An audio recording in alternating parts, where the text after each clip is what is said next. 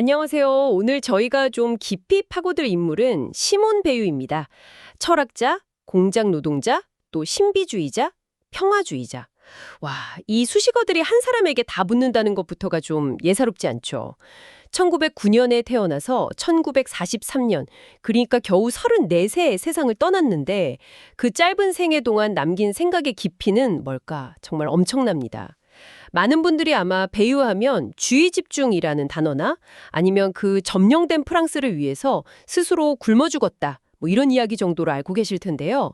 사실 배우의 생각은 그보다 훨씬 더 깊고 어떨 땐 우리를 좀 불편하게 만드는 그런 지점까지 파고들거든요. 오늘 저희는 배우 철학의 그 핵심들을 그냥 나열하는 게 아니고요. 그 개념들이 어떻게 서로 얽혀서 지금 우리 시대에도 여전히 강력한 질문을 던지는지 그걸 함께 탐구해 보려고 합니다. 저희가 참고한 배유 철학 분석 자료들을 바탕으로 해서 배유 사상의 그 정수 한번 제대로 뽑아내 보겠습니다. 준비되셨나요? 자, 배유를 이해하는 첫걸음은 아마도 불행, 프랑스어로는 말레르라는 개념일 겁니다. 이게 그냥 우리가 흔히 말하는 고통이나 슬픔 그런 거랑 다르다고요.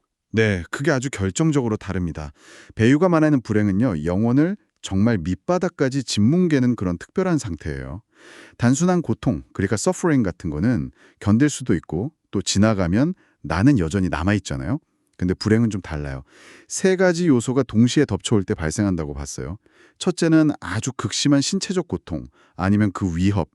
예를 들면 만성적인 굶주림이나 강제 노동 같은 거요. 단순히 몸이 힘든 것만이 아니군요. 그렇죠. 두 번째 요소는 사회적인 굴욕감입니다. 완전히 무시당하고 뭐랄까 인간 이하의 취급을 받는 거죠. 그 노숙자가 단지 집 없는 사람이 아니라 그냥 투명 인간 취급받는 것처럼요. 그리고 마지막 세 번째 요소가 정말 핵심인데 바로 뿌리 뽑힘입니다. 이건 심리적이고 영적인 차원인데요. 자신의 처지를 스스로 내면화하는 단계예요. 내면화요? 네. 내가 이런 취급을 받아 마땅한가 보다 이렇게 여기게 되고 결국 자신의 파괴에 스스로 동참하게 되는 거죠. 와, 듣기만 해도 정말 끔찍한데요.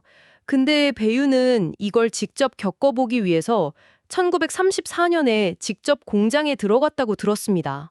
부르주아 지식인이었는데요. 맞아요. 심지어 건강도 썩 좋지 않았는데 일부러 공장 노동자가 된 거죠. 거기서 배유는 이 불행이라는 게 그냥 이론이 아니라 정말 뼈저린 현실이라는 걸 느낍니다. 끝없이 돌아가는 작업 속도, 작은 실수 하나에 대한 공포, 또 인간을 그냥 부품처럼 여기는 시스템 속에서 자존감이 완전히 박살나는 경험을 해요. 스스로를 거의 노예처럼 느꼈다고 기록했죠. 노예처럼. 네. 신체적 고통, 사회적 모멸감, 그리고 결국엔 자기 자신마저 갉아먹는 그 심리 상태. 이 세 가지가 딱 결합된 게 바로 배유가 말하는 불행입니다. 이건 그냥 힘든 거랑은 차원이 다른, 뭐랄까, 영혼에 가해지는 폭력 같은 거예요. 그렇게 영혼까지 파괴하는 불행이 현실이라면 배유는 어떤 해결책을 제시했을까요? 여기서 그 유명한 주의 집중, 어텐션, 개념이 등장하는 거죠. 근데 이것도 우리가 평소 쓰는 집중한다는 의미랑은 많이 다르다고요. 네, 훨씬 깊고 어쩌면 더 어려운 개념입니다. 배유에게 주의 집중은요, 뭔가를 억지로 하려고 막 애쓰는 게 아니에요. 오히려 정반대죠. 배유는 생각을 멈추고 비어있고 받아들일 준비가 된 상태로 마음을 두는 것이라고 정의했어요. 생각을 멈춘다. 네. 대부분의 우리 생각은 사실 자기 생각이나 편견, 욕망 같은 걸 현실에 막 더 씌우는 거잖아요. 진정한 주의 집중은 이걸 딱 멈추고 현실 그 자체가 내게 말을 걸도록 드러나도록 내버려 두는 거예요. 음, 마치 명상 상태 같기도 하고요. 배우가 든 예시 중에 기하 학문제 푸는 학생 이야기가 되게 인상 깊었어요. 아, 네. 그 예시요. 보통 학생들은 답을 찾으려고 막 안간힘을 쓰죠. 공식 외운 거 떠올리고 안 풀리면 좌절하고요. 배우는 그게 진짜 주의 집중이 아니라고 봐요. 그럼 뭐가 진짜 주의 집중인가요?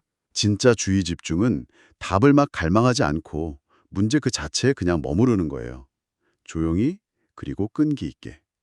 그러면 어느 순간 해답이 내 노력의 결과가 아니라 마치 선물처럼 그냥 보이는 것처럼 다가온다는 거죠. 와, 이게 단순히 공부 잘하는 법 이런 차원이 아니라 사람을 대하는 방식과도 바로 연결되는 거군요.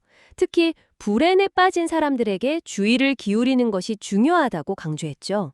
바로 그 점이 핵심입니다. 배우는 타인에게 주의를 기울이는 능력이야말로 가장 드물고 순수한 형께의 관대함이다. 이렇게 썼어요. 생각해보면 우리가 불행한 사람을 볼 때 본능적으로 좀 외면하잖아요. 불편하니까요. 그렇죠. 아무래도 좀. 네, 그들을 제대로 본다는 건 어쩌면 나 역시 그렇게 될 수 있다는 그 취약성을 인정하는 거니까요. 하지만 배유는 바로 그 외면하고 싶은 마음을 넘어서서 상대방의 고통과 현실을 나의 어떤 판단이나 편견 없이 온전히 바라보는 것, 그것이 진정한 주의 집중이라고 말합니다. 이건 내 안의 이기심이나 방어 기제를 넘어서야 가능한 거라 거의 영웅적인 행위라고까지 볼 수 있죠. 그렇게 상대를 온전히 볼 때 비로소 제대로 도울 수도 있다는 거군요. 공감이 가네요. 그런데 요즘처럼 주의 집중력 자체가 상품이 되고 우리 주의를 빼앗려는 것들이 너무 많은 시대에는 배우가 말한 이런 깊은 주의 집중이 더 어려워지는 것 같아요. 맞아요. 정말 그렇죠. 배우가 말한 주의 집중은 뭐랄까 기업들이 우리 정신을 막 사로잡아서 이익을 얻으려는 그런 주의 집중 경제와는 완전히 정반대 지점에 있죠. 오히려 그런 외부의 조작에서 벗어나서 진짜 현실을 보려는 노력, 그게 바로 배유식 주의 집중입니다. 소셜미디어처럼 계속 즉각적인 반응을 유도하는 환경 속에서는요. 배유가 말한 그 비어있고 수용적인 주의 집중을 실천하는 것 자체가 어쩌면 하나의 저항일 수 있습니다. 저항이라 의미심장하네요. 그렇다면 이런 주의 집중과 연결되는 더 큰 틀의 세계관이 있을까요? 중력과 은총, gravity and grace라는 개념이 배유 사상의 핵심 중 하나라고 들었습니다. 네, 맞습니다. 배유는 세상을 움직이는 두 가지 근본적인 힘이 있다고 봤어요.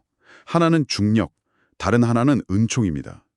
여기서 중력은 우리가 아는 그 물리학적인 힘뿐만 아니라 우리 삶의 모든 영역에서 작용하는 아래로 끌어내리는 힘을 상징해요. 아래로 끌어내리는 힘이요. 네. 심리적으로는 자기중심성, 이기심, 더 가지려는 욕망 같은 거죠. 사회적으로 보면 힘센 자가 약한 자를 지배하고 권력이 끝없이 팽창하려는 경향성, 마치 물이 아래로 흐르듯이 거스를 수 없어 보이는 그런 필연적인 힘의 논리입니다. 아, 모든 것이 예측 가능하고 기계적으로 돌아가는 그런 세상이군요. 그럼 은총은 뭔가요? 정반대인가요? 네. 은총은 이 중력의 법칙을 거스르는 힘, 즉 위로 향하는 힘입니다. 기계적인 필연성 대신에 자유를, 자기중심성 대신에 진정한 사랑과 진리를 가능하게 하는 힘이죠. 그런데 정말 중요한 건 우리가 노력해서 은총을 만들어내거나 얻을 수는 없다는 거예요. 네, 노력해도 안 된다고요. 네. 이건 마치 선물처럼 외부로부터, 배유의 표현을 빌리자면 초자연적인 것으로부터 그냥 주어지는 겁니다. 와, 노력을 해도 얻을 수 없다니 좀 허무하게 들릴 수도 있겠는데요. 그럼 우리는 그냥 중력에 질질 끌려다닐 수밖에 없는 건가요? 바로 그 지점에서 배유의 아주 독특한 개념인 탈창조가 필요해집니다. 탈창조요? 네. 우리는 은총을 직접 만들어낼 수는 없지만 은총이 우리에게 들어올 수 있도록 공간에 만들 수는 있어요. 탈창조는 내 안에 그 나라는 거짓 중심, 다시 말해 이기심과 자기 확장 욕망이라는 그 중력의 힘을 의식적으로 약화시키는 과정입니다. 어떻게 약화시키죠? 앞서 말한 주의 집중을 실천하고 또 고통을 피하려고만 하지 않고 받아들이고 나의 어떤 욕망이나 집착에서 한 발짝 물러서는 거죠. 마치 댐을 허물어서 물기를 터주는 것과 같아요. 우리가 물을 밀어넣는 게 아니라 막고 있던 것을 치우는 노력인 셈이죠. 아, 그러니까 은총을 위한 준비 작업 같은 거군요. 이해가 되네요. 그렇다면 사회적 차원에서 작용하는 중력, 즉 힘, force에 대해서는 배유가 어떻게 분석했나요? 특히 그 일리아스에 대한 에세이가 유명하잖아요. 네, 맞아요. 배유는 일리아스의 진짜 주인공은 아킬레스나 헥토르 같은 영웅이 아니라 바로 힘 그 자체라고 봤습니다. 힘은 기본적으로 사람을 사물로 만들어버리는 능력이에요. 사물로요. 네. 첫 번째 방식은 아주 명백하죠. 사람을 죽여서 움직이지 않는 시체, 즉 완전한 사물로 만드는 겁니다. 그리고 두 번째 방식은 더 교활하다고 했던 것 같은데요. 맞아요. 살아있는 사람을 정신적으로 사물처럼 취급하는 겁니다. 노예나 전쟁 포로를 생각해 보시면 쉬워요. 그들도 생각하고 느끼지만 그들의 내면 세계는 완전히 무시당하죠. 오직 그들을 어떻게 이용할지, 어떤 고통을 가할지만 중요해집니다. 배유는 이게 어쩌면 실제 죽음보다 더 끔찍할 수 있다고 봤어요. 영혼을 먼저 파괴하니까요. 와, 충격적인 건 이 힘이 희생자뿐만 아니라 힘을 휘두르는 자까지 비인간화시킨다는 점이었어요. 그건 왜 그렇죠? 네, 그것도 아주 중요한 지적입니다. 힘을 가진 자는 잠시 자신이 신이라도 된 것처럼 착각하지만 결국 그 힘의 논리에 자기 자신도 종속된다는 거예요. 타인을 사물로 취급하려면 자신의 공감 능력을 스스로 마비시켜야 하잖아요. 그 과정에서 스스로의 인간성도 점점 메말라가는 거죠. 힘은 결국 승자든 패자든 모두를 인간 이하의 상태로 끌어내리는 그런 속성이 있다는 겁니다. 듣고 보니 이 분석이 현대사회에도 여전히 너무 유효해 보입니다. 국가 권력이나 자본주의 시스템 안에서도 이런 힘의 작동을 분명히 볼 수 있겠네요. 예를 들어 불안정한 기경제 노동자라든가 알고리즘에 의해 통제받는 그런 노동 환경 같은 것들이요. 정확합니다. 베이유는 이미 그때 국가가 본질적으로 힘에 기반한 조직이고 자본주의 공잘 시스템 역시 노동자를 기계의 부속품처럼, 즉 사물처럼 다룬다고 비판했죠. 명백한 폭력이 눈에 보이지 않더라도 시스템 자체가 사람을 비인간화하는 방식으로 작동할 수 있다는 그 통찰은요. 오늘날 대량 감금 문제나 난민 문제, 심지어 소셜미디어가 사용자의 행동에 영향력을 행사하는 방식까지 이해하는데 아주 중요한 틀을 제공합니다. 아, 정말 개념들이 점점 더 연결되는 느낌입니다. 불행, 주의 집중, 중력과 은총, 힘. 이제 마지막으로 가장 어렵다는 그 탈창조, 디크리에이션에 대해 좀 더 깊이 들어가 보죠. 자아를 비워낸다는 건데 이게 단순히 그냥 자기를 없애라 이런 뜻은 아니라고요? 네, 그게 오해하기 쉬운 개념이죠. 여기서 말하는 자아는 우리의 인격 그 자체가 아니라 우리가 스스로 만들어낸 거짓 중심을 뜻해요. 거짓 중심이요? 네, 세상을 오로지 나를 중심으로 해석하고 판단하려는 경향성. 그게 바로 우리 정신의 중력과 같은 거죠. 탈창조는 이 거짓된 자기중심성을 해체하는 과정입니다. 그러니까 소멸이 아니라 오히려 더 명료하게 실제를 보기 위해서 나를 가로막는 필터를 걷어내는 작업에 가깝다고 할 수 있어요. 배유는 이걸 실제 투명해지는 것이라고 표현하기도 했습니다. 실제 투명해진다. 그럼 구체적으로 어떻게 이 탈창조를 실천할 수 있을까요? 방법이 있나요? 이미 저희가 이야기 나눈 것들 속에 답이 있습니다. 첫째는 역시 주의 집중이죠. 무언가에 온전히 주의를 기울일 때 우리는 나의 해석과 판단을 잠시 멈춰야 하니까요. 네, 주의 집중. 둘째는 필연성의 수용입니다. 특히 고통이나 죽음처럼 우리가 피할 수 없는 현실을 부정하지 않고 받아들이는 태도예요. 현실이 내 뜻대로 되기를 바라기를 멈출 때 우리는 그 자기중심적인 욕망에서 벗어나 세상을 더 명확히 볼 수 있게 됩니다. 그리고 셋째는 어떤 것에 대한 소유욕이나 집착에서 거리를 두는 연습입니다. 예를 들어 내가 만든 창작물에 대한 자부심이나 관계에서의 소유욕 같은 것들이요.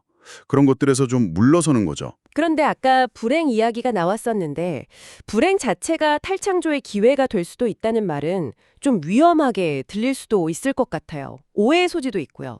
그 부분은 정말 아주 조심스럽게 접근해야 합니다. 배유는 절대로 불행을 찾아 나서거나 그걸 정당화하지 않았어요. 불행은 명백한 악입니다. 그렇죠. 악이죠. 네. 다만 피할 수 없이 불행이 닥쳤을 때 그것이 강제로 우리의 자기기만이나 환상을 깨뜨리면서 아주 역설적으로 실제를 직시할 수 있는 끔찍하지만 강력한 기회를 열어줄 수도 있다는 그 가능성을 본 거죠. 마치 큰 병을 앓고 나서야 삶의 소중함을 깨닫는 것과 비슷하다고 할까요? 그렇다고 병에 걸리길 바라는 사람은 없잖아요. 그런 맥락입니다. 알겠습니다. 자아가 스스로를 해치한다는 것 자체가 좀 역설적으로 들리는데 그럼 이건 의지력만으로는 안 된다는 거죠. 나를 없애겠어 이렇게 한다고 되는 게 아니고요. 맞아요. 의지력으로 나를 없애겠다고 다짐하는 것 자체가 또 다른 형태의 자기 주장이 될 수 있죠. 여전히 그건 중력의 영역 안에 있는 겁니다. 그래서 배유는 직접적인 자기 개선 노력 대신에요. 주의 집중이나 필연성 수용 같은 실천들을 통해서 은총이 우리 안에서 작동할 수 있도록, 다시 말해 은총이 우리를 탈창조하도록 우리 자신을 내어주는 그런 간접적인 방식을 이야기합니다. 조각가가 돌을 깎아내서 형태를 드러내듯이 무한가를 더하는 게 아니라 불필요한 부분을 제거함으로써 본질에 다가가는 과정인 거죠. 와, 오늘 시몬 베유라는 정말 만만치 않은 사상가를 만났네요. 영혼을 파괴하는 불행, 그에 맞서는 주의 집중, 또 세상을 지배하는 중력과 그것을 넘어서는 은총, 인간의 사모라 하는 힘, 그리고 마지막으로 거짓 자아를 비워내는 탈장조까지. 이 개념들이 결국은 기계적인 필연성과 어떤 초월적인 가능성 사이에서 분투하는 인간의 조건에 대한 깊은 성찰로 이어지는 것 같습니다. 맞습니다. 배유 철학의 매력은 아마 현실을 외면하지 않고 끝까지 직시하려는 그 치열함에 있는 것 같아요. 쉬운 위로나 값싼 희망 대신에요. 우리가 얼마나 중력의 법칙에 쉽게 굴복하는지, 그러면서도 또 어떻게 주의 집중과 탈창조를 통해서 은총의 가능성을 열어갈 수 있는지 그걸 보여주죠. 정치, 노동, 관계, 영성 등등 삶의 모든 영역에서 이 싸움이 계속되고 있다는 것을 끊임없이 일깨워줍니다. 네. 마지막으로 이 깊은 탐구를 마무리하면서 당신에게 하나의 질문을 던져보고 싶습니다. 오늘 나눈 배유의 통찰에 비추어 볼 때 당신의 삶에서 중력의 힘, 그러니까 자기 중심성이나 어떤 사회적 압력 같은 것들이 가장 강하게 느껴지는 지점은 어딘가요? 그리고 그 속에서 아주 작더라도 주의 집중을 실천하고 은총이 스며들 틈을 만들기 위해 무엇을 해볼 수 있을까요? 답은 각자 다르겠지만 배유의 생각은 그 길을 찾는데 분명 좋은 길잡이가 되어줄 겁니다.